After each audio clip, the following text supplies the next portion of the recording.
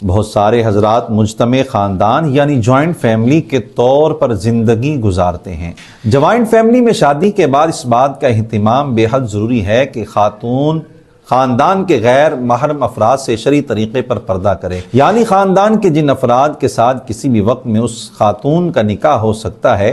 جیسے سسرالی رشتہ داروں میں دیور اور جیٹھ، یوں ہی نسبی رشتے والوں میں چچا زاد اور ماموں زاد، یہ حضرات اگرچہ گھر کے افراد ہیں مگر ان سے پردہ کرنا لازم ہے۔ اس گفتگو سے ذہن میں سوال پیدا ہوتا ہے کہ غیر محرم اہل خانہ سے پردہ کرنے میں بہت دشواری ہوگی، اور خدشہ ہے کہ اپنی نادانی کی وجہ سے یہ حضرات ناراض ہو جائیں تو پھر وقت کیسے گزرے گا؟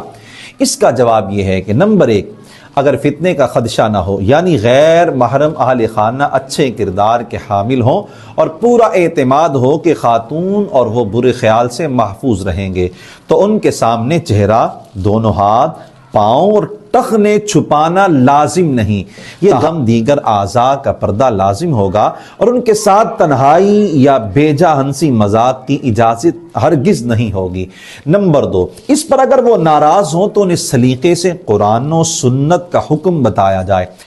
پھر بھی اگر کسی کو برا لگتا ہے تو اس کی پرواہ نہیں، کسی کو خوش کرنے کی خاطر اللہ اور اس کے رسول کو ناراض نہیں کیا جا سکتا۔